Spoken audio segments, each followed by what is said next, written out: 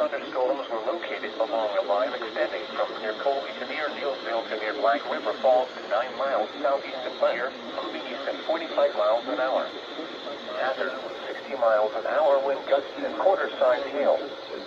Source, radar indicated. Impact, hail damage to vehicles is expected.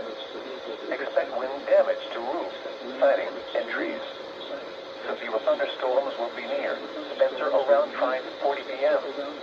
Other locations in the path of these severe thunderstorms include Marshfield, Mosinee, Pittsville, and Babcock. Prepare immediately for large hail and damaging winds. People outside should move immediately to shelter inside a strong building. Stay away from windows. Repeating, a severe thunderstorm warning has been issued until 6:30 p.m. for the following counties in Wisconsin: Marathon, Portage, and Wood.